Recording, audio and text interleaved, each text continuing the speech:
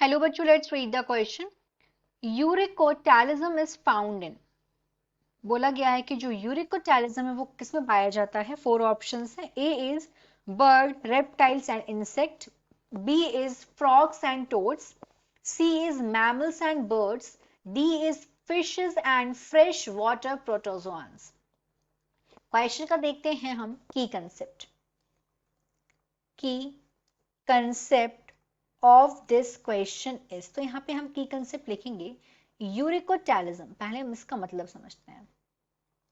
यूरिकोटैलिज्म, अगर हम mode of excretion की बात करें तो एक तो नाइट्रोजन वेस्ट होता है, वो होता है यूरिया के फॉर्म में, एक उसको बोलते हैं यूरियोटैलिज्म, एक में होता है अमोनोटैलिज्म, मतलब उसमें अमोनिया के फॉर्म में होता है। यूरिकोटैलिज्म ये एक ऐसी प्रोसेस है नाइट्रोजन वेस्ट को एलिमिनेट करने की।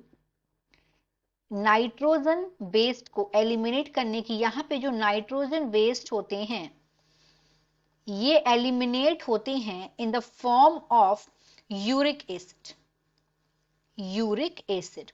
और ऐसे ऑर्गेनिजम्स जिनका नाइट्रोजन वेस्ट यूरिक एसिड के फॉर्म में होता है उन ऑर्गेनिजम्स को बोलते हैं यूरिकोटैलिक ऑर्गेनिज्म। यूरिकोटैलिक ऑर्गेनिजम्स इनको बोलते हैं।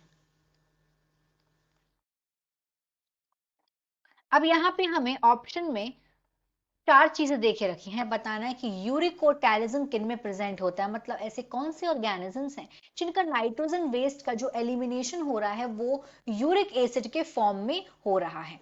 तो अगर हम देखें कि यहाँ पे तीन तरीके के नाइट्रोजन वेस्ट बेसिकली हमने पढ़े हैं। एक तो अमोनिया के फॉर्म में नाइट्रोजन वेस्ट एलिमिनेट हो रहा है, दूसरा हो रहा है यूरिया के फॉर्म में, और यहाँ पे बात हो रही है यूरिक एसिड के फॉर्म में।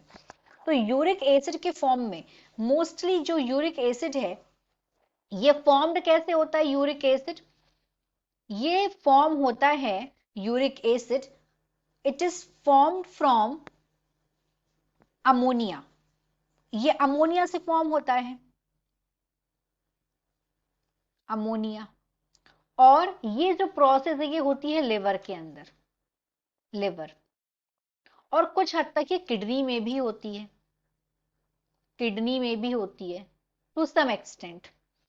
तो ये जो प्रोसेस है ये अगर हम बात करेंगे अमोनिया की, ये हाईली टॉक्सिक होता है, यूरिया थोड़ा कम टॉक्सिक होता है। और वहीं अगर हम यूरिक एसिड की बात करें तो ये लेस टॉक्सिक होता है, मतलब सबसे कम टॉक्सिक होता है ये, it is least toxic ammonia और यूरिया की तुलना में। प्लस ये ऑलमोस्ट इनसॉल्यूबल होता है वाटर में, it is almost insoluble in water. और इसको एलिमिनेट करने के लिए बॉडी, ये उन्हीं ऑर्गेनिजम्स में यूरिक एसिड, उन्हीं ऑर्गेनिज्म में नाइट्रोजन वेस्ट इस फॉर्म में एलिमिनेट होता है जहां पे पानी की कमी होती है और जहां पे वाटर को सेव करना होता है। क्योंकि ये जो प्रोसेस है ये काफी सारा वाटर को सेव करती है, save a lot of water.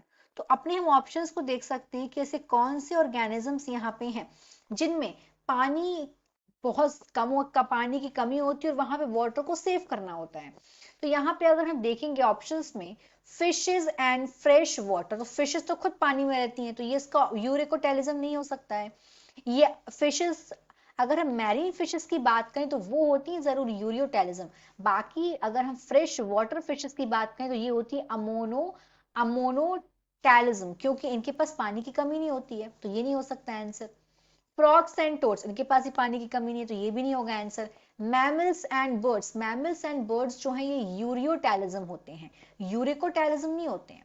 तो यहाँ पे आंसर हमारा हो जाएगा A, birds, reptiles and insect. Birds में भी देखा है हमने लिक्विड के फॉर्म में जो इनका एक्सक्रिएटर होता है वो भी एक्सक्रिएशन की प्रोसेस हो जाती है।